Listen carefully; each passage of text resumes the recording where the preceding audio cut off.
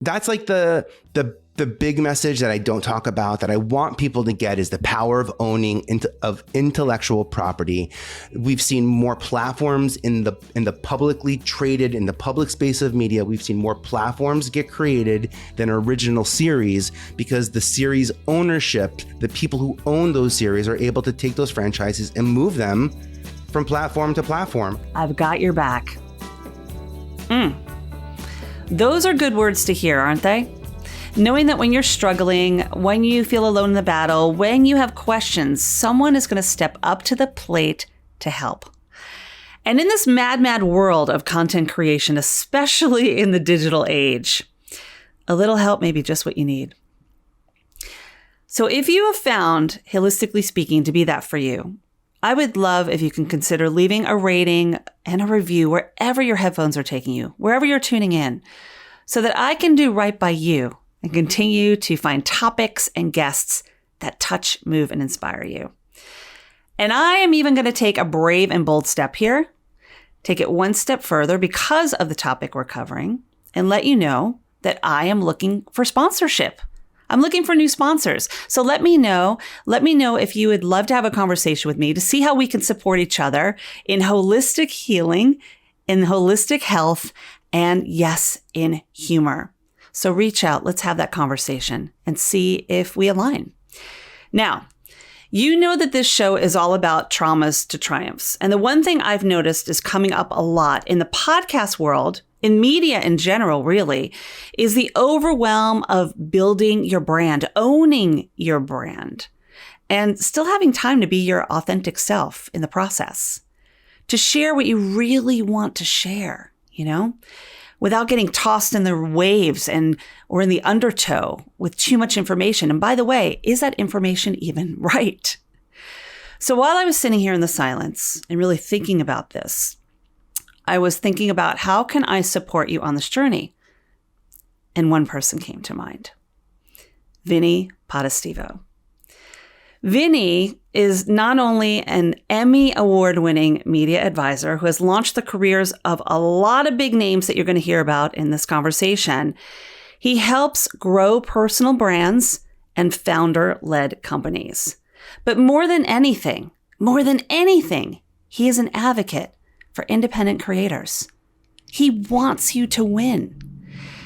And during our conversation, Vinnie not only opened up about his own traumas to triumphs, he also shares his personal branding box to help you take your podcast and your brand and your gift to the next level. Including, we cover the power of intellectual property, discoverability, and getting your name out there. And if that scares you, good. Sponsorships and partnerships. I know you're looking at those. And 3 crucial factors to monetize your brand because you're worth it. It's time to get over the fear and put that imposter syndrome aside and get some hardcore Vinspiration. Vinnie, you're one of my favorite people. This is the most exciting podcast I could possibly do. I'm just so excited to have you here. I'm so excited to be back in the room with you, right? But yes. just you're seriously one of my favorite people, and you have so much knowledge. You give so much of yourself and your knowledge away, and I cannot be more elated to have you on Holistically Speaking, sharing who you are, sharing just everything that makes up VPE. Thank you. I have this Kelly Clarkson song, A Moment Like This. Some people, I have this like strong soundtrack happening in my head right now, by the way. I love, for a lifetime. It feels like a lifetime coming by. I talk about orbits quite a lot because I do believe in understanding a cycle and a rhythm. It helps me understand my space in this world far easier when I just accept the smallness that we are and the greatness that we have. But to get to watch you grow and this podcast to grow and us on LinkedIn together. And it's just been, it's a good vibes, good outbound, great output. Yeah. I agree. And it's that whole idea of let your vibe attract your tribe kind of thing. And your tribe is one person at a time. And knowing you for a number of years and just seeing where you've gone in your career. I mean, you're somebody who has so many years in the media and has seen the media change from this traditional media that we see, the old school media, into this modern digital age, and you've gone with it. And from somebody who has really helped build the careers of so many of the big names out there. But also it goes back to the humbleness of you building your own career and seeing where it's taking you, because we all have our own story, right? We really do. Yeah. So having you here to be able to share your knowledge, your expertise, and really, I find like in this day and age of like coaching and people who are providing value in their expertise. I'm scared to do the quotes, but I don't have that updated Apple thing that we were talking about before. I'm on like the Fisher-Price Apple update's got balloons popping up and confetti and fireworks going on. Not on like this a girl. Katy Perry video, and it's just like a normal interview. Which is kind of cool. But my whole point is that shout out to Katy. Right. I love Katy Perry. Yeah, She's right? like so inspirational. But the whole idea is that you give so much of who you are and what you've learned in the business. And it just says so much about who you are, the testament to the person you are. And I want to really touch on that, because I actually reached out to a number of people. I put it out there like, hey, I'm talking podcasts. I'm talking building your brand. I've got Vinnie on the show. What are your questions? And I got to say, a lot of people came back with the same questions that continuously come up in this industry, especially as independent creators, whether you're a podcaster or building your brand. And I want to get to those questions first. But my main thing for you is knowing that, holistically speaking, is that trauma to triumph through holistic health, healing, and humor. How has it been for you building your own career? Somebody who worked with them at MTV for so many years, helped build so many brands and individuals and make them who they are. How has it been for your own emotional well-being? Healing. Elaborate Healing, on that. to be honest. And I want to start by going back and saying, I think I give so much of myself back to this industry in a weird way because I found myself in this industry. What a toxic, weird, and unconventional way to do it, by the way. So I am not asking people to pick up on exterior, reactions and exterior compliments to help you. That's not how I found myself. Finding the value of myself in the room with some of the greatest, most creative people in the world. I mean, that at a point in time where I was so young that I didn't know imposter syndrome even existed yet. Before the internet, and what I didn't know. So I give so much back to this industry we're in. It helped me be creative. It helped me communicate. It helped me certainly be uniquely who I am. And I'm honored 30 years later, because I got my start in TV in 1993 as a community volunteer producer at the Staten Island Community Television Network, by the way. Love it. Digitizing video. Yeah. I learned how to take tape and put it on a computer. So I learned, like you're saying, this traditional to modern sort of this intersection that we're in, this convergence that we're in of media. I kind of have always been, I would always say, like, I have this beach analogy where, like, I'm a surfer, I ride the waves. I'm not a swimmer out by the sharks. I'm not even a surfer. I'm more of a boogie boarder, just to be very clear. The Jersey Shore, there's not a lot of surfing going on, but the boogie boarding is real great. And I think that helped me tap into some unique skill sets that I had. Or organizing creativity, implementing creativity, processing creativity. Those were like soft and hard skill sets that I had.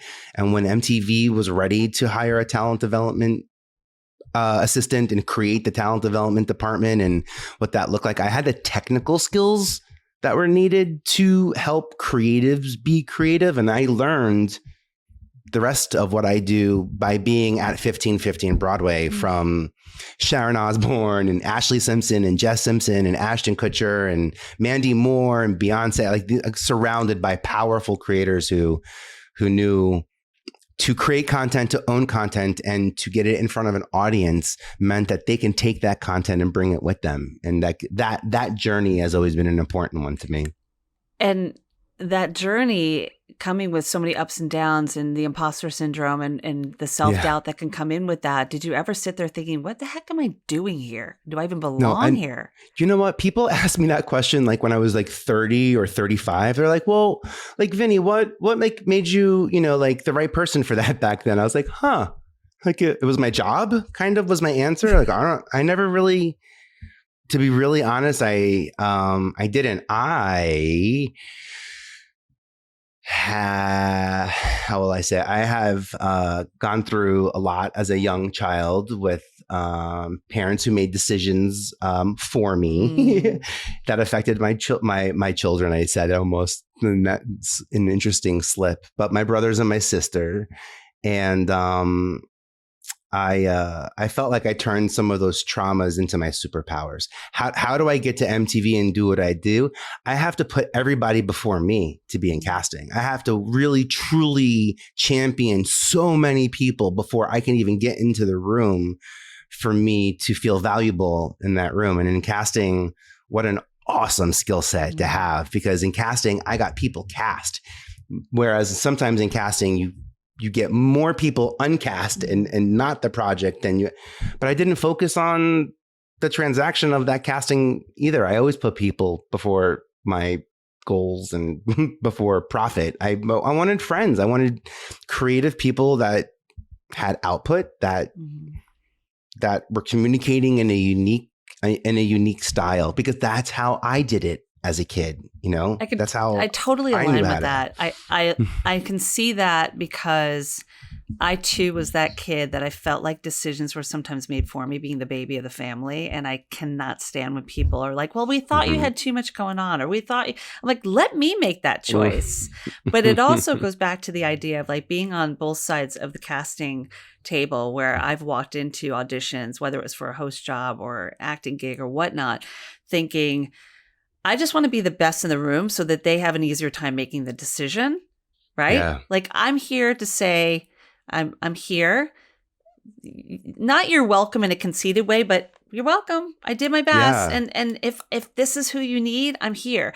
And then on the other side, it's like you're seeing hundreds of thousands of people for some gig, some program, whatever it is, to know you can just sit there and be like, we found our person. We're done. Yeah, we're done. Let's break for lunch.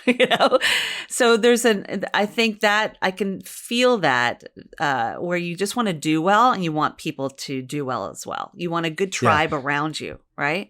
Yeah. By the way, I would actually end the project with like, we found our people. Oh, I can't believe I'm going to have to lose one of them to this project, but I cannot wait for the next one, because I have like a pocket full.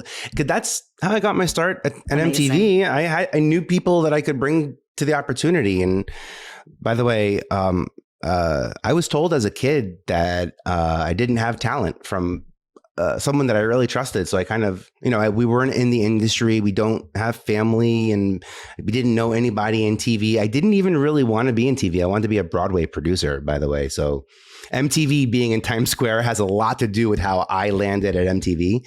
But I was told I would have to randomly meet a casting director on some rando street in Times Square, and the stars would need to align for me to ever get my break.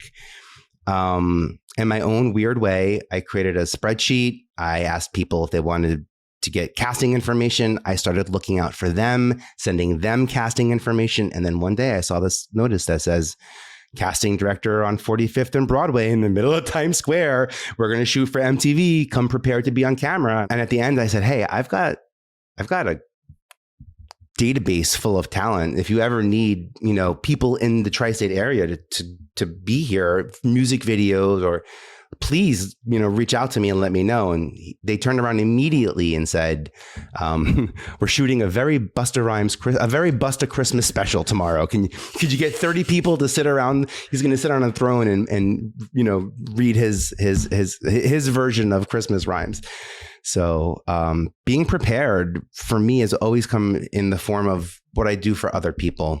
It's even how my podcast got launched. So it's how I show up best. That says so much about who you are as like an empath and being so altruistic, is that what you just said a second after the whole casting conversation of you're wanting everyone to win. And living in a world where we think that life is abundant, there's space for all of us to win. And I think you and I both know in this business, there's a lot of times when you're sitting in that casting office and you see other actors or other talents sitting around you, and the ones who aren't so secure with who they are coming from a lack of abundance. The insecurities step in. Oh, wow, they're here, those kind of things. And I remember feeling that vibe sometimes, but it's like, you really want everyone to win, and we're here for each other. And I think if more people are like that, and if we see more people on the other side of the casting table like that, then we all win. So that says something about you, that you really approach things that way, which even goes to what you're sharing in this day and age, with I have a podcast, which I love the name of that. You can't be any more obvious, right? Which is, I did do the Osbournes, the Housewives of New Jersey, the Ashley Simpson show. Like, it is what it is, y'all. Right. Why are we making it more complicated? But what I'm not going to do is call it something that you're going to think it's called, so that you don't know exactly what you're watching. So I want you to trust when you dial in that who you're watching, not necessarily what will change, but whose will move fast and change slowly. So expect that. It makes perfect sense. So with the I have a podcast, you're interviewing or having conversation. I prefer that term. You're having conversations with these incredible creators, many of which we know, but even those that who are lesser known, that are just looking to build their brands, So what is your biggest, what is the thing you really want the takeaway from I Have a Podcast to truly be? Oh, that's a great question. I'll selfishly answer it, by the way. I want the takeaway to be that I created something, and you nailed it when you said, I prefer interview, not podcast. I don't sit down and record a podcast episode. Oprah doesn't sit down and record a TV special. She sits down and records the interview, and that interview gets broken up into 15 different iterations of content that hit very, very many amounts of media platforms that are out there. What I want people to know is the power of IP. Truly, what I wish the message is, and why I call it I Have a Podcast, and I spent a couple of $100 and got it registered. So I own I Have a Podcast, a phrase that I've heard so many people tell me that they want to do, that they stand up with such pride when they can say, oh, I have a podcast. Like, when even listeners have a favorite podcast they listen to, there's this ownership of that content, and listeners, your audience says, I have a podcast. It's holistically speaking, it's like my favorite it's mine. I come from a world in TV where they called my hits guilty pleasures. It hurts the ego just a ton. Oh my gosh, I love that show. I can't watch it in public or talk about it, but it's my guilty pleasure. I'm like, but you watch every episode. You watch 550 repeats of the same episode is more than a guilty pleasure. Good day, sir. But that's what I really want. That's like the big message that I don't talk about, that I want people to get, is the power of owning of intellectual property. We've seen more platforms in the publicly traded, in the public space of media. We've seen more platforms get created than original series, because the series ownership, the people who own those series, are able to take those franchises and move them from platform to platform. I know now many of us are watching The Office on Netflix, but didn't watch it on the original TV network, that it aired on. That's the benefit of owning the content. Right now, what we're seeing in the big screen of television, let's call it like the Apple top 50, the Hulus and some premium streamers, a couple of OTT networks that are making it. Those are platforms that are still buying original content from television. When you get to the OTTs, which are over, OTT networks are over the top, and usually they're advertising driven networks where they're licensing content that they didn't create, and you can watch it for free because there's commercials, there's advertising on it. You own your content, you have the ability to be distributed on those platforms. And that's powerful when you think of how people move catalogs of content, whether it's movies that we know of, like Star Wars. You sell franchises, you don't sell the stories, you sell the source. And that's something that I get powerful about IP. That's something that we can own. That's something that Sharon Osbourne and Ashton Kutcher and Jess Simpson back then didn't have, which is ownership over their content. The Osbournes just launched their podcast this year. There's so many more is in podcasting. Sujin Pak is in. They're owning their content that is out there, and you just can do so much more with it. That's what I really want people to get is the power of IP. What we talk about career and brand development, and there's a creative lens. You know, I was at MTV when the audience, as a gatekeeper to the youth culture audience, let's put it that way, because that's how television and media was set up. So what we talk about is talent and brand development. I just sat down with Matthew Knowles. We talked literally, by the way, it's such a cool interview. We talk about the drills that Destiny's Child would do to prepare for failures. Like, you know, Beyonce has such an awesome reputation for, like, she always nails the song. There's always a wardrobe malfunction. She doesn't get off the horse. Something goes wrong. There's this internet fear of, oh, someone's getting fired. Beyonce's going to get. She worked hard to be able to plan for that failure. She worked hard to be able to have that impeccable performer experience that you get from her. And that's like understanding the no's. You know, I saw the no's. We see the no's off camera. Everyone else sees the yeses. So when I sat down with Mandy Moore, it was talking about the films she didn't do and why she finally said yes to Disney to do Princess Diaries, and then why she finally did A Walk to Remember, and even creating an original character, you know, on This Is Us. Like what that whole process is about. Right. You know, what that whole process is about.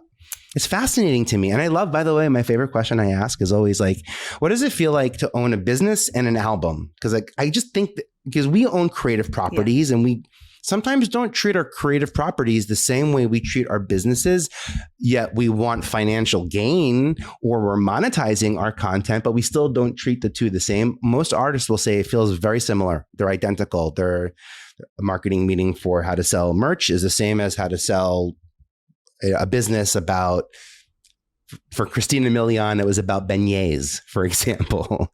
But it was fascinating to hear the business acumen, the business mind of monetizing content, especially now that they own it. That's cool. It's powerful. And seeing how smart creators are. You know, you're not just looking at a musician who's totally just creating music. There is a business mindset to so many people who are performers, creators, that they don't get enough credit. They think that, yes, you have people, you have your posse, you have your entourage. Thank goodness for that. As we've learned from books like Think and Grow Rich, the Napoleon Hill philosophy, like you need your people that might be wiser in a certain area so that you can focus on what your wise and your gifts are. But that doesn't mean you don't have any acumen in business, right? So there's something to be said when you see, wow, that person really operates their dynasty really well. Like there is just something about them where you know that they have a business sense, but let me focus on my gift and my creative craft, but I still am going to just keep a watchful eye. In this modern world, while you want to trust the people who have a craft and a skill in an area, a gift, it doesn't hurt for you to have an idea of what it's about. Because if you're completely removed from that part of your business, then you're how are you even a part of your business? Right? Yeah. You're kind of just the monkey in the middle in a way. That's almost like I think that to me is exactly what talent development is an ongoing refinement and process of figuring out how to take these special skills, unique, fascinating tool sets that you have and just plugging them into it. So I do believe that you can overwhelm people when you have too many skill sets. I'm for certainly one of them. The trick is picking a media platform, not a content type, but a media platform. People who know artists in people who are following artists on television aren't necessarily following them on social media. The people who are listening to podcasts aren't necessarily following us on blogs. Those are separate media mediums. And this is where, by being known for one thing and one thing strongly by a categorical leader, even in a niche audience, this to me is what niching down. I hate this word niching down because people make themselves smaller. It breaks my heart. I'm like, sing, baby June, sing. Sing out, Louise. Yeah. Sing out, Louise. Yeah. Turn on your hearing aids too. But like be loud, we don't need to find ourselves. You need to be yourselves. You need to find ways to be yourself. But acceptance, it's a little easier said once you have the self-confidence and the ability to look back and see the hilarity of our life and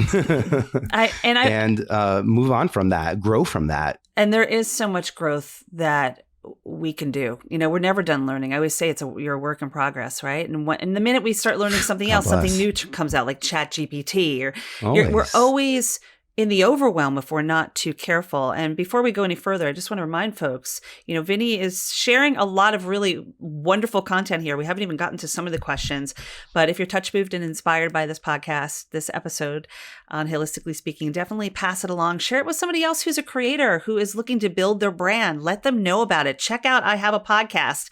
I have a podcast. So does Vinnie, right? And just check that out. I'm going to put that all in the listen notes so that you have a way to check in, find what you need to find. The free growth kit that we're going to talk about a little bit. You offer such content for people to walk away from with all your experiences and your learning that you continue to do as well. Yeah. So that's something I want to touch on. And I want to go to the monetization of podcasts, because you did mention that a little bit. And we had so many questions come in about this when I said I was talking about this topic. And that's an overwhelm for people. I think as people are building their brand, learning how to monetize, people will say two things. I don't know how to get sponsors. I don't know how to monetize. Where do I start? Go, Vinnie. Well, I would say that what I do now is what I learned in television. I don't learn to monetize my content. I learn how to monetize my brand, and I figure out how to make content that allows me to execute on my brand values, my brand goals, my brand messaging. Right? Like television networks have something called an upfront. And what they do is they go around to the brands that are going to pay that money, and they share their intentions. They share their creative ideas. They give them a taste of what's to come. Sometimes that taste is not received so well, and those shows end up not being on the slate because it's all about the advertiser, all about the buyer in television. And the other hard lesson that I learned in TV was like, without a great audience, there is no great show. And that's like the hardest part of being creative is like, even if it's the best show idea ever, if there's no platform or audience or media congregate that's going to be able to support that, whether it's usually by advertisers who are looking to group together people in a demographic, it's really hard to make content. And then the third thing I'll say is when you make content for demographics, the sad part is that changes. When I worked at MTV, we were 12 to 24. Now they're clearly 18 to 24 plus, by the way. If I created the content in mind for what MTV is today, back then, I don't think we would have the Mandy Moore brand that we have now. I got, this is the coolest thing ever. I got shows that are in like the first page of Netflix right now. The Hills and Laguna Beach, and shows that I cast 25 years ago that are finally on Netflix. So if you want to know how to get, your Netflix credit, do some good work. Don't worry about the demographic. Do you know why? Because Netflix is now tapping into that demographic. The same way MTV tapped into the Friends demographic maybe 7 years ago and introduced Friends to the Gen Z audience. There's a whole audience of people that think MTV created Friends. Like, this is brilliant. They don't even know that Justin Timberlake was in NSYNC, by the way. They don't even know NSYNC. They're like the guy from the Troll movies. So, the guy from SNL skits. Yeah, right. Yeah. The hot dog guy. Yeah. Like, so all of that disappointment and failure and setup for success, because that's been the journey. Creating content that I can make is always the content I make first, not the content I feel I should make. The content I feel I should make, to me, is a reaction of something I'm seeing. And I appreciate conversations, and I am happy to jump into a comment, but I don't want to spend a lot of time thinking about how I can support a conversation. I want to get ahead of the issue. I want to come in with to be honest, usually a better question. Like sometimes we get stuck in the combo because the answers only get us to this, atmosphere, and we need open-ended questions that allow us to get us to the stratosphere and break through barriers and even a small, even those microaggressions that unfortunately we all have. And I came from a very small little tiny island called Staten Island. I thought there were a lot more Vinnies in New York. My cousin Vinnie, I thought I was really coming into this world full of Vinnies. I don't know if anyone else knows many Vinnies other than me. So it's an honor to be your Vinspiration. I hope you're Vinspired. I got a whole bunch of Vin puns. The Vinput is great. You're so my people. I live on wordplay. Oh, I love it. I love it. It's easy to remember, and it's fun to share. It is fun to share, and it's a fun way to share, especially in the overwhelm. Like we need ways to see the humor. Going back to the humor in the healing, even because it's healing constantly to learn who we are and how we want to show up in this world, and the what you're sharing about with conversations, especially the open-ended questions, and the journalist head in me is always spinning in that area. It's being the active listener. Being the person, and even as a mental health professional, it's like listening to people means being an active listener, thinking about not what you're going to ask next, but listen to what's being said, because a totally different question could come out of what was just shared. And there are a lot of people that are just hearing in this world and not listening. Yeah. Yeah. Ooh, I got chills a little bit because I was in therapy and Al-Anon and Alateen. I had addictive parents. So I was always very aware of sharing information and being surrounded by therapists and really being mindful of the questions that they asked, because I knew that they were going someplace. And I knew that depending how I answered the questions, that something was going to change and I was going to have to do something. So I just became really mindful of the questions that they were asking. And that always impacted my answers because it was more of a game of protection for me back then. And I took that experience into casting with me. And when we developed like the unscripted reality genre of television that we came into, I would find myself constantly saying, I'm not a therapist and I cannot offer advice, but I was also very mindful of the questions I ask are going to have not just answers in the room, but a reaction outside of the room.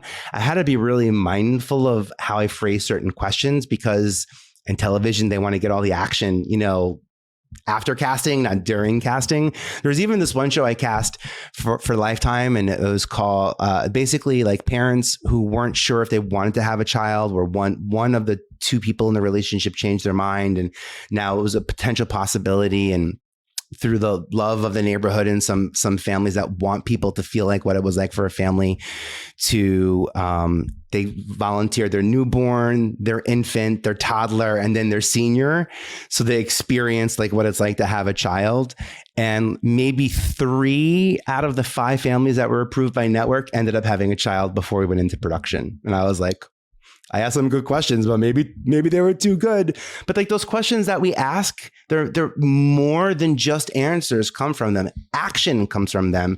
The platforms that win, like when I was at MTV, are the ones that prepare and predict how to support the conversations, the community, that entire conversation that they're starting by these platforms. And absolutely, that's where the real win is. Yeah, so, and it gets. Thanks for that share, by the way. Of course. Well, thank you for being so open and vulnerable. Trauma to superpowers. Right, but that's what it's about. It's like the takeaway. I say this all the time. Like when I'm working with people, sometimes I'm going to mirror back at you what you don't see in yourself in the moment, and then you walk away with a If somebody walks away with a after talking to me, I've done something right. Rather than it just being like, talk, answer. There's got to be an expansion outside of the conversation. Like you said, you want to leave people with something so that there is that moment or aha moment, right? Because it's bigger than we are, right? So it's my favorite part in the movie. So if I can do that in real life with people and be in the room, just if I'm the person that happens to be that guy that instigates that, then I'm cool. I'm getting itchy even thinking about I can take credit for such. But I a little bit, I have to step into my power here. A little bit I can, because I'm very mindful of my ability to create passion and power and attach that to a project and get it greenlit. So whether that's our personal projects or creative projects. So I'm very mindful of that. But that's multiplicative. Yeah. It's, it's the alchemy. It's alchemy. It's alchemy. I love it all. Oh, that's a good SAT word right there. Yeah, right. From a guy named Potestivo, you're going to get a couple of words with some extra syllables. I love it. I love it. From one Italian to another, I totally get it. Yeah. And so it's multiplicative over there. Hey. We ain't multiplying. We're multiplicative. Well, I appreciate you being so open. I mean, I think vulnerability is courage. We've heard that before. Being able to be open and vulnerable. And in this day and age, in the digital age especially, people are just like sharing their stories. It's so much stuff. There has to be a pain point. We have to have something that people are needing from us, right? But it's also, while somebody's needing something from me or you, we're also getting something. I say this all the time, and I know that anyone that listens to this podcast knows that I say this a lot. It's everyone that comes on this show is a masterclass for me. I'm not just having people on the show to be a guest and fill a guest role. I'm learning something. I want to walk away with something. And I want that to, if it's going to impact me, I know it's going to impact the greater good. Right? Because these people are tuning in. And I'm sure you have that with, I have a podcast too. And just everything you're doing, life is abundant, so we need to be able to give, because when we give, we receive, Yeah. Well, I plan on it. I plan on giving. And I think that's why I have a website where I give away so much information so I can support all the stories and strategies that I give so freely. I wouldn't give them freely if I didn't have the support for them that I could provide you with on an ongoing basis. Like that was important for me in a leadership position, from an authority building position. I felt like that support system is more important than starting the message. Yeah. And you do give away so much. The Creative Hub, we're going to share that in the podcast listen notes, because this is I'm still downloading PDF files. But can we talk a little bit about, I know you brought this up to me a while ago, the IMDB, and how that can really be powerful for podcasting. This is huge. Yeah. And this is also here in the Creator Hub. Even, by the way, even monetization, I realize that people realize that they don't know that there's a monetization platform called Influencer Marketing Indexes, where creators like us, anyone who makes content, so that's how I'm identifying as a creator. That can be a podcaster, it can be a CEO, a CMO, a founder, a person at a company, anyone who's creating content to communicate on a creative platform are creators.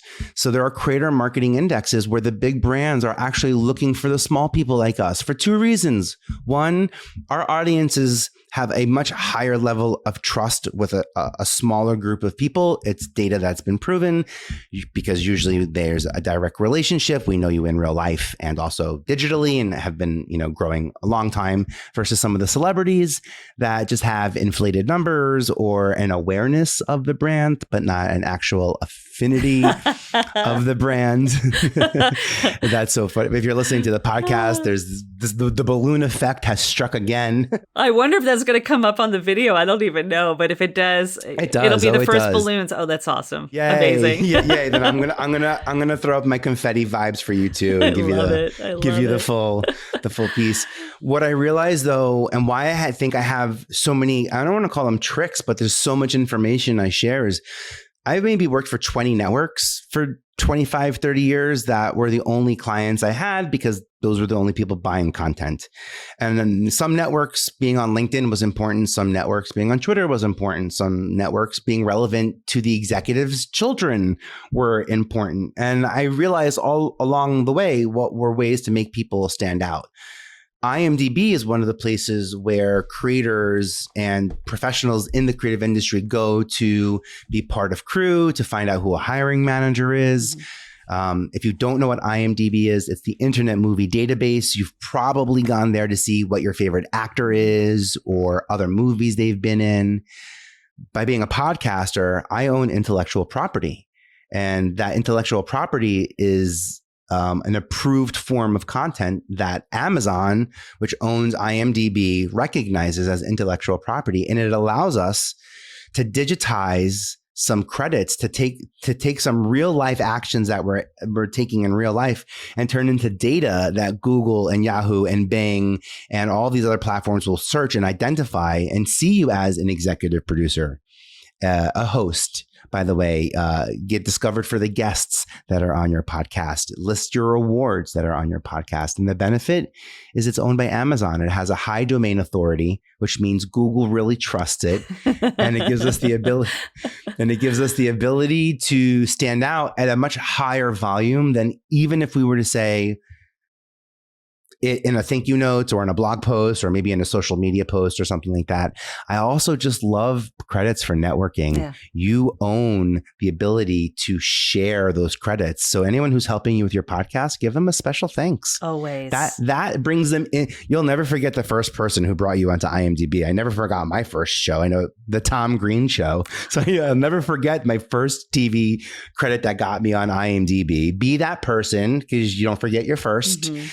And also know that it's indexed by Google. It's a way to sort of to in an evergreen way connect yourself with expertise to somebody, and that connection is searchable, and that leads to visibility, and that leads to more opportunity and discoverability and more sharing and more creation of opportunities. And all of that just from being on IMDb. You have a right to be there. Right. Take it. It's yours. And there's a free level of IMDb, and then there's the pro, which pro is better. I think IMDb has changed a lot over the years. I actually took a hiatus from it because, I've been in television for a long time and film. Yeah. And I'm realizing now, I'm like, this is really a good place. I was using it a lot to find guests. Like my brother's an executive television producer of reality TV. Mm-hmm. And he'd be like, use that to find the person if you want that person on your podcast. And I'm like, oh, I can find the press agent.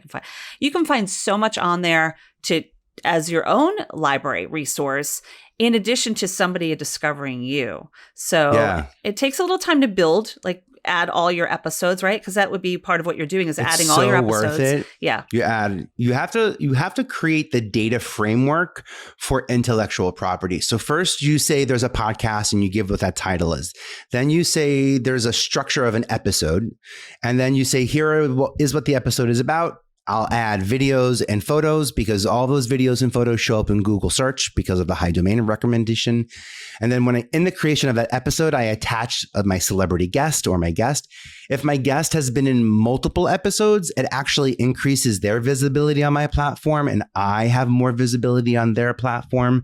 And like you just said, TV bookers have been using this for years. Mm-hmm. If you're an expert and you want to be booked in the mental health space, I promise you right now, podcasters look at the Today Show and GMA and some of the places, Oprah and Dr. Phil, some of the places where experts have spoken before.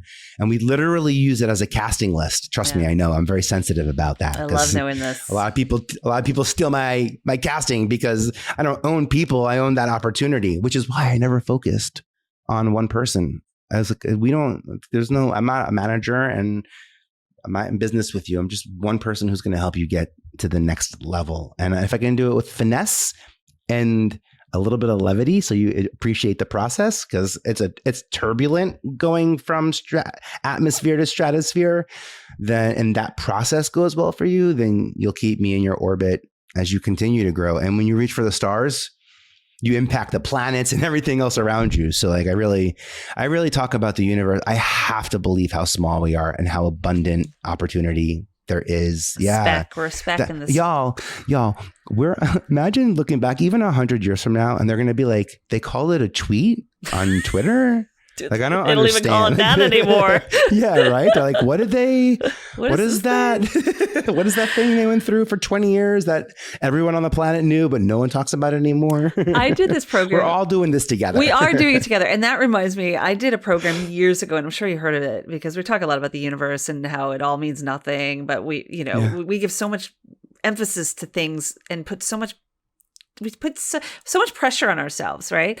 But years ago, I did the Landmark Forum, right? I don't know if you ever did. You've got to be a Landmarkian. Okay. That's how I knew that you were talking about the speck in the universe. And I'm sitting here going, This is how it started. Yes. This is literally why I ended up doing what I'm doing. I get it. And it was my brother and my mom who took it before when it used to be Est, right? It was Est way back in the day, a little wackadoodle. And I remember when I did the Landmark, and I did in New York City down on 8th Avenue, and I was still living in North Carolina at the time, but I came here to do it. I have no idea what pulled me here to do it. But my brother said on the day in between, he's like, go to Hayden Planetarium, and I want you to go do one of the shows and watch and just see how small you are in the grand scheme of things in the universe. And I did that. Before you write your letter to mom. Right. And before you come back and invite 20 people to come to the free seminar. But I remember doing that thinking, wow, I am really small in this grand scheme of things. Yeah. And my problems are small and they mean something, but really they mean nothing, as we learned, right? Everything's a racket. But it's that whole idea of we put so much emphasis on things. And if we just spend more time being human beings rather than human doings, we would get so much further, you know? Oh, yeah. And human waitings. Yeah. Like hurry up and wait game, which is so big in the creative world, right? By the way, when my mom moved to New York, she thought they were so rude because the sign said no standing. And she didn't even know that cars... Yeah, she's like, they don't even let you stand. Like, they just make you walk on the sidewalks. This is where I get my special skill set also. Hi, Mom. Hi, love Mom. you. Shout out to Big Mom. episode for us, Mom. Big episode. A lot of blame, a lot of credit, by the way. A lot of healing. I wouldn't be anywhere, a lot of healing. I wouldn't be anywhere if it weren't for my functionally dysfunctional relationship with my mom. That helped me connect with Sharon Osbourne, with Jessica Simpson's mom, with Beyonce's mom. I mean, I'm such... with the women of the Housewives of New Jersey, like that relationship for me, empowering female business owners. When I look at what I did on Bravo or any of the networks that I've worked on, it's really a big secret sauce to how I've been able to share stories is again, the traumas that turned into those superpowers. Absolutely. And no family is perfect. And what the heck is perfect? We're perfectly imperfect. And honestly, I always say my family put the fun in dysfunction.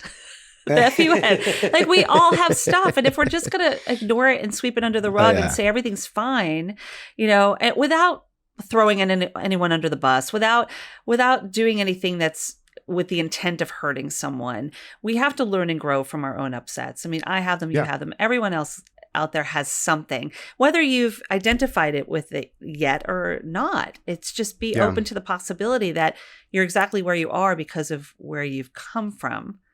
Just how do you want to walk? How do you want to walk home? Basically, what is it? The saying that we're all just walking each other home, right? So I love that you share that. I love that you're so vulnerable to share that on this show. It means so much to me, and I imagine it'll mean a lot to those who are listening. It's a takeaway for me too, Vinny. So we've talked about sponsorship. We've talked about monetization. We've talked about building the brand, IMDB, which is such a great source. And you mentioned one thing about being the source of the story. Oh, see, I don't get the quote things. Damn it. I don't get there we go. You can do it for me. Confetti. Yeah, oh, balloons. Okay, little balloons for those who are just listening. If you're watching on YouTube, you'll see the balloons. Balloon. What is this? What do you mean by the source of the story? Oh, yeah, right. So in the story economy, where where content is king and it's all about storytelling. I think a lot of us, by the way, one of the things I learned at Landmark Forum was the power of the source. We had the ability to change the story. When I figured that out, that something happened in college that I wasn't happy about, and I wanted to find a way to just sort of build my own path. I went to Landmark Forum, by the way, because I didn't like all the things that had happened to me. And that was really becoming how I identified who I was or who I wasn't based on the things that had happened to me. And I was basically a result of success predicated on things against me, as opposed to the result of actual success mile markers that made me there. It was Robin Quivers who was in my class who told me, well, if you're really good with like databases, then like take Backstage Magazine and ask people if, create a talent agency, put out an ad and say, I'm looking to create, an opportunity to send information to you. And if you want to build your career and if I want to build my Rolodex and that sounds good to you, send me your headshot. And I had 700 headshots sent to me at Wagner College, by the way, and in September. And then by November, it was my first day working during Spankin' New Music Week at MTV. But it was that action that I had to take. I didn't even, again, imposter syndrome wasn't something I was aware of yet. God bless the ego. So I didn't even think, well, like, do they think I'm a real casting director? Because it says student box 577, One Campus Road, Wagner College. Like, I wasn't trying to be anything. I wasn't. I just truly wanted to help people. And because those people who truly wanted to help me in my time of need were the people that stood out to me. So if I could in a weird, unique way do that creatively, then it felt like that was a measurement of success that I was comfortable with, and that was the goal. That resonates with me so much. Just hearing you talk about it, you're coming from such an empathic place of wanting to help others. It just comes through you, Vinnie. It's just being around that kind of energy is just so important, you know? And it's so important. It keeps you here. Yeah, it's so sad when people who aren't successful at the top of their game. That's why winning awards, you can get that day one. IMDB, day one. Sponsorships, day one. People aren't sponsoring old episodes. You don't need to have 1,000 downloads or whatever it is that people are saying that you have to have in the past. Yeah. To have a sponsorship about what's going to happen in the future. You're leveraging your brand. Don't leverage your content.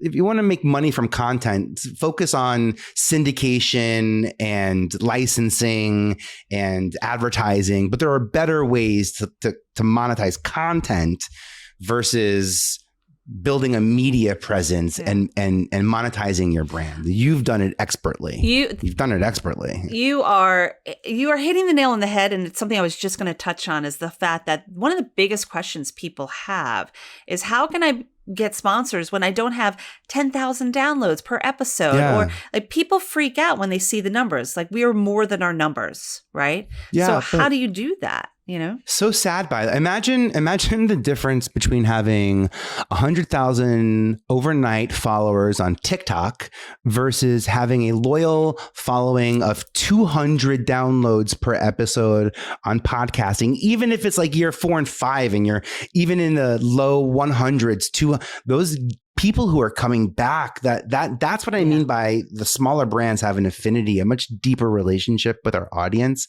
That's why I try to make sure podcasters know they qualify as a creator to be on creator platforms.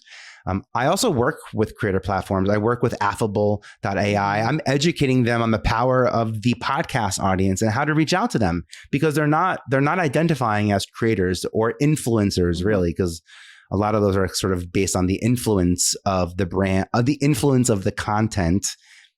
And in podcasting, it's not the influence of the content, it's the consumption of the content that we get paid for because of advertising. Mm-hmm. So that's where influence and impact for me are at a crossroads when you're trying to make your content grow from your money, from your content. You're trying to make your brand grow from your content, but you're also trying to make your bankroll grow from your content, and from the same pieces. Like, I can't imagine wanting two number one goals from the same person. Right. And they would leave the company, you know, they'd be like, that's too much. Does that go back? This is what we do. Does that go back to the influencer monetization index? It does. Like, going through indexes. That, look for people that you might align with. And so here's what I did.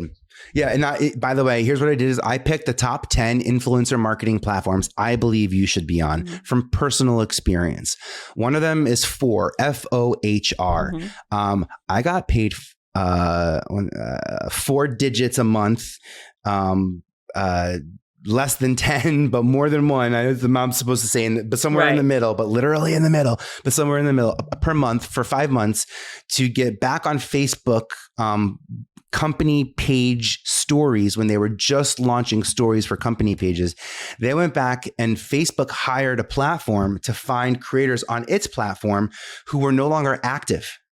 And they paid us to retrain us to be able to start using stories more on company pages, which when I got early access to having a company page that had stories. And then people will say, well, then you had to go make all that content. Wait, I'm sorry. I'm a podcaster. I make interviews. Right. I have lots of content that I was ready to upload to there. And I could privately put them in stories, which meant that I didn't have to put them on YouTube. which meant that I'm able to take my interview from I Have a Podcast, the podcast version, which is distributed by LinkedIn Presents, and turn that into a television show called I Have a Podcast on TV, available on DirecTV, Cox, Comcast, and Verizon, courtesy of Bespoke TV. And I make a couple of $100 from advertising there because they have advertisers on that network. I have a licensing deal where I own the content. I'm bringing my guests to television and the context of me. I'm still not on social media. And for $2,000 a month, I buy some FM radio, like terrestrial radio time, either FM or AM, but terrestrial radio. I get a 25-minute show per week. It's the same episode, usually me and Mandy Moore. I don't change the episode because I change the audience. This is like, you're in your car, you're on your way to work or church, wherever you're going, the gym. And it's FM radio, not digital where you have to go find it in the .com world, but there's already a guaranteed audience. I spend a little bit of money on Facebook and Snapchat to geo-target the audience so they know that this conversation is happening on these 4 weeks at this time. I get 2 promos per day from the radio network to push to that spot. And I can bring in maybe $10,000 a month, $2,000 per show, so maybe $10,000 a month. And I can guarantee the brand what the conversation is because I already have it. I'm just changing the sponsorship, not even the content. I'm changing the context of the content, not the actual core I'm not asking Mandy Moore to sit down and do more episodes. I'm doing more with what I do. All of that power of IP. That's the power of owning your content. And when you say owning your content, does it mean you have to have it trademarked and you have to go through? Because a lot of people are like trademarking their podcasts. Yes. Is that necessary? So, a couple of things. That's a great question. No, because trademarking is actually, so copywriting is something that's strictly in America. Trademarking is a union of predominantly English-speaking countries worldwide that will agree to acknowledge that there's ownership in a territory and that's exclusive to that territory, but there are other countries that don't care what our trademarks are. Also, in doing some research, I realized there's something called a creative mark, which is exactly the same thing as a trademark. Trademarks are for words. Creative marks are for actions. And if you have a unique way of executing something, of doing something, especially creatives who can relate to this, hopefully your ears are tingling. But if you have a creative, unique way of stacking opportunities with each other or technology, that's a creative mark that you can actually license. The answer to your question is, if you're going to leverage media, if you're going to leverage content on multimedia platforms, I recommend that you trademark it so that you own it. For merchandising reasons, for legal reasons, also because it's valuable to have the R on it in television. That's true.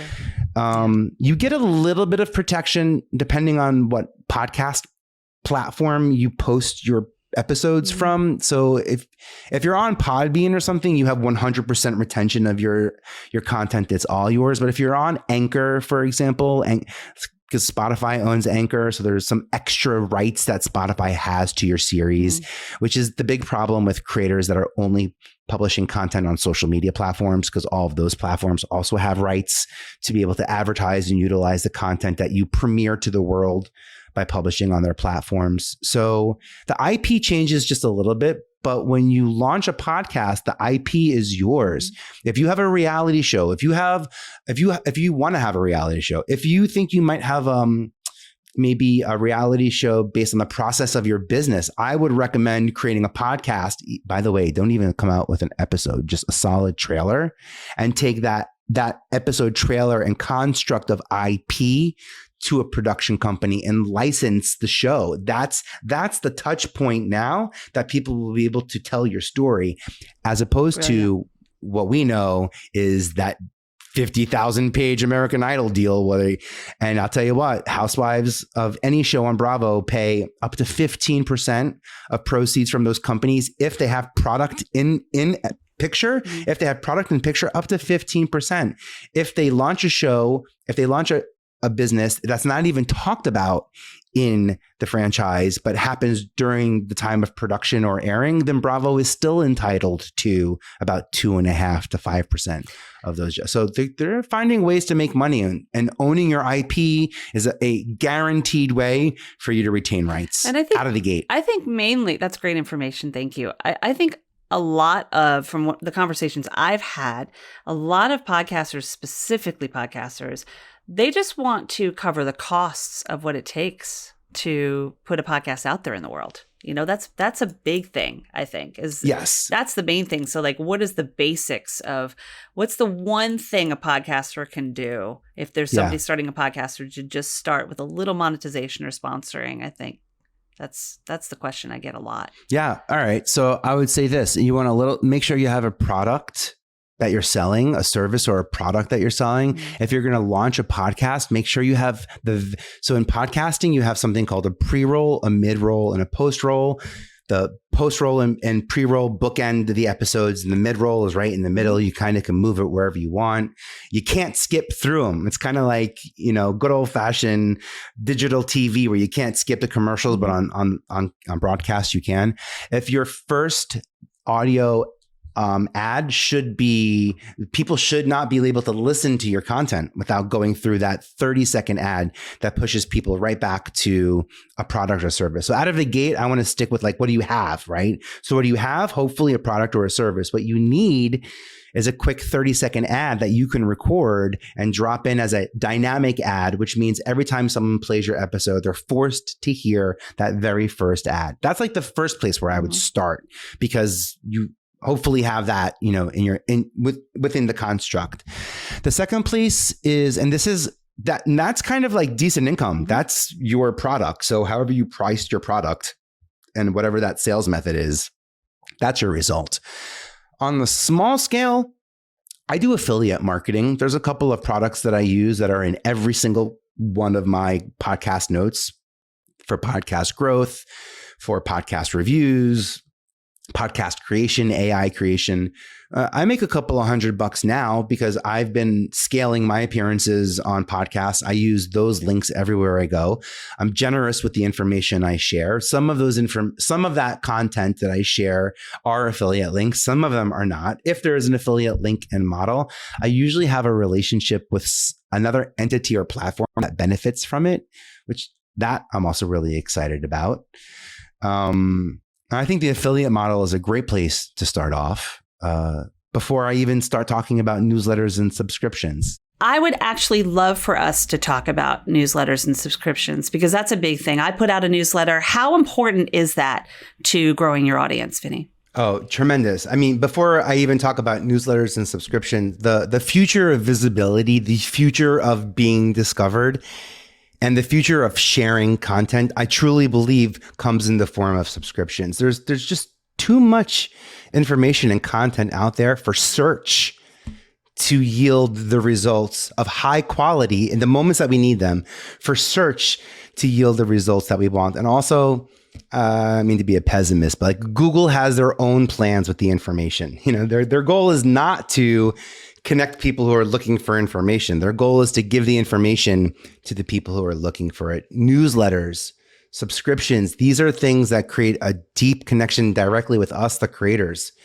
not just the platforms. And as these platforms are leaning into the creator economy, and they do something called personalization. So everyone's like, oh, I can personalize my experience on the platform.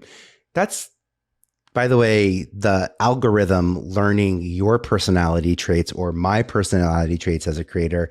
That's you training the algorithm to have an experience on the platform. That's not enabling a deeper relationship with creators. And for that reason, I think newsletters and subscriptions are coming back more so than ever. Email marketing is coming back more so than ever.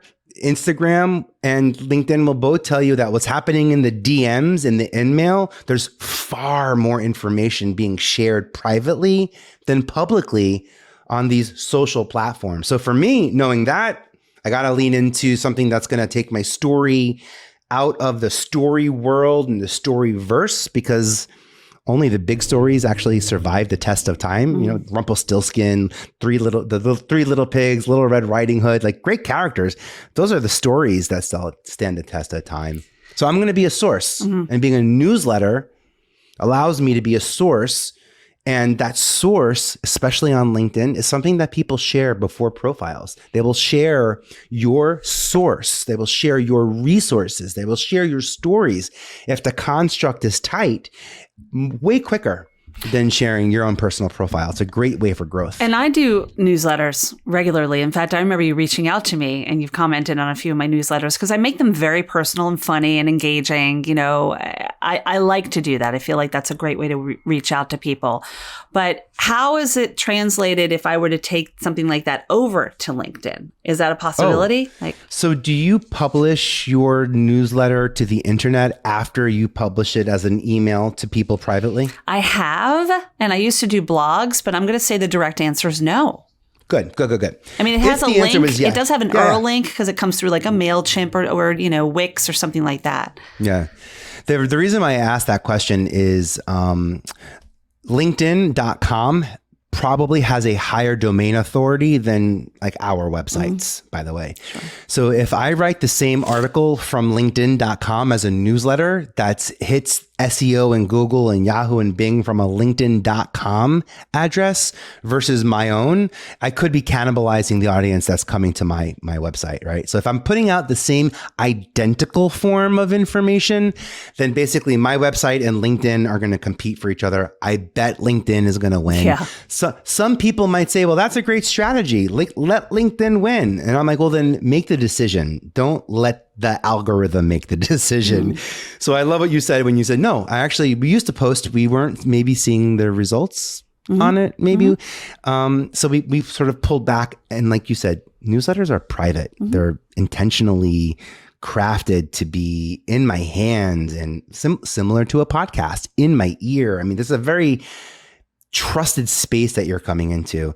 So I wouldn't recommend taking your exact newsletter that's published on a website into LinkedIn. I would recommend bringing that into ChatGPT and making a tweak where maybe you can be quoted, where the input dictates the output and you are the input, right? We're not asking ChatGPT to come up with AI, to come up with a topic. We're saying, take this conversation that I've had and turn it into a LinkedIn newsletter. Make sure there are call outs to actionable takeaways. And make sure to talk about this from my perspective of my expertise and why my audience knows and trusts me. I would maybe put those prompts in. And the LinkedIn newsletter is a brilliant tool. Unlike MailChimp, it doesn't cost a single penny to have a LinkedIn newsletter, whether you're paying for LinkedIn or not.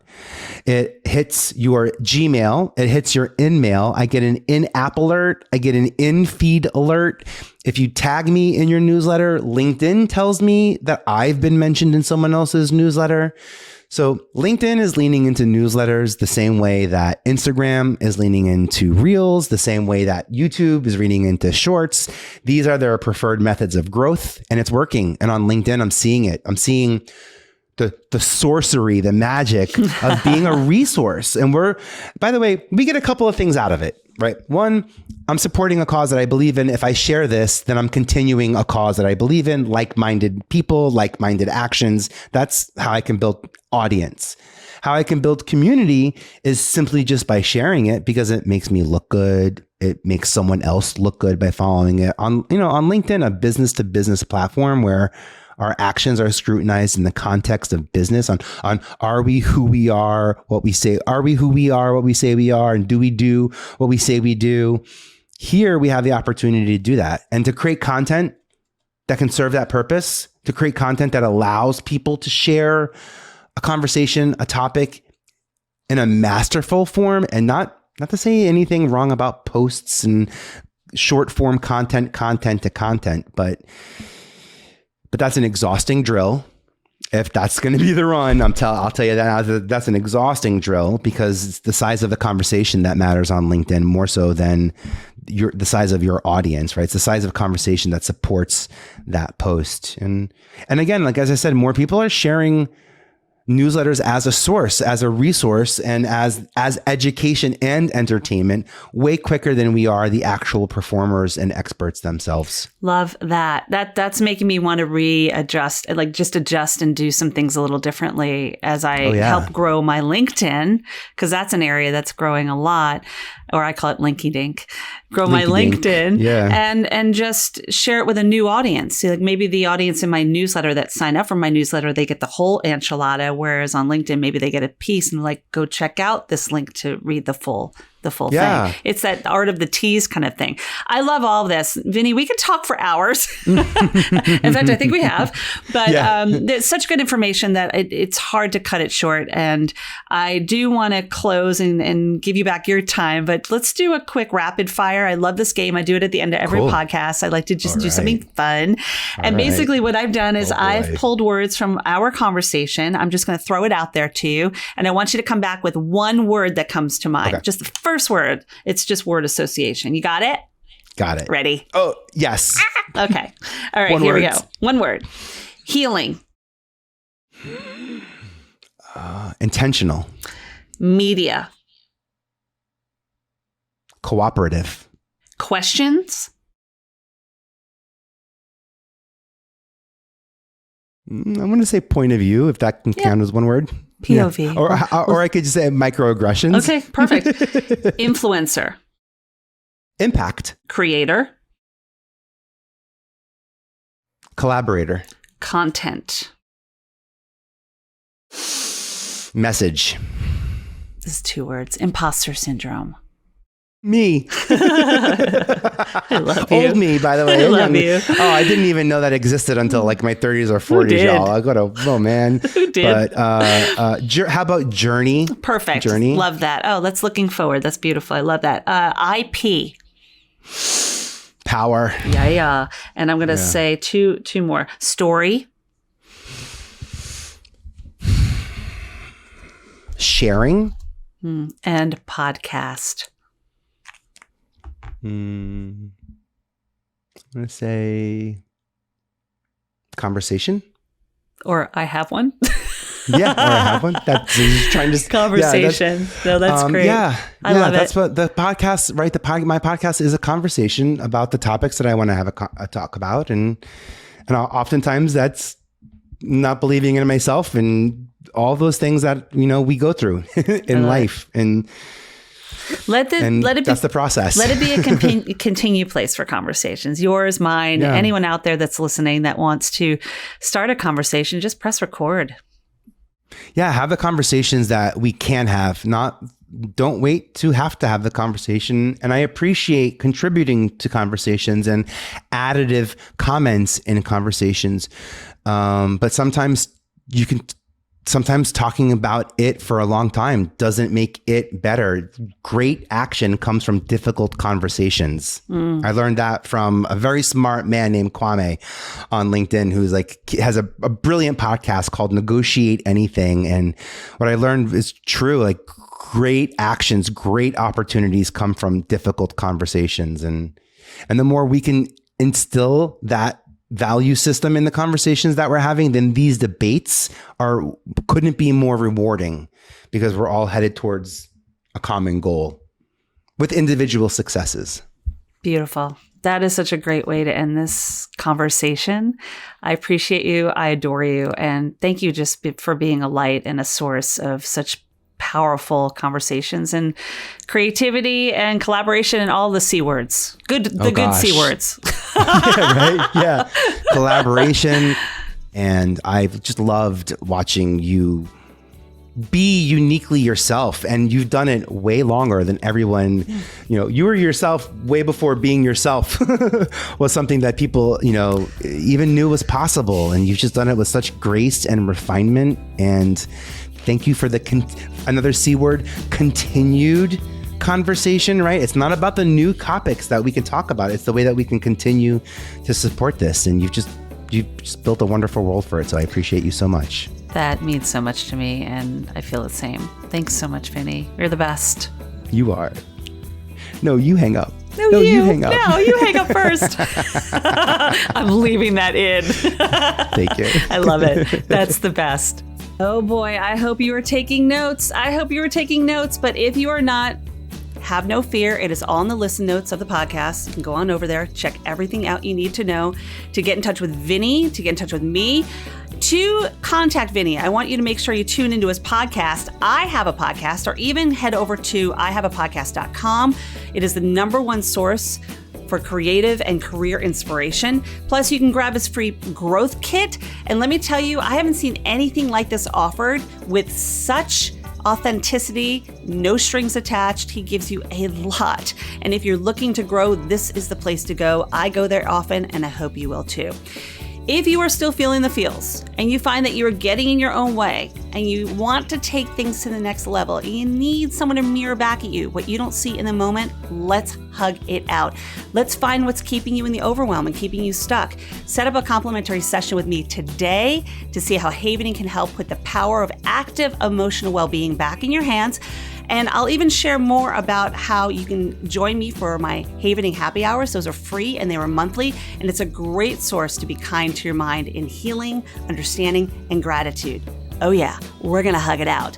So on that note, I will leave you with this. You have a gift that deserves to be shared, a voice and a story that people are waiting to hear about. Don't waste it, amplify it, and know that I've got your back. I love you, I believe in you, and I will see you next week. I know the girl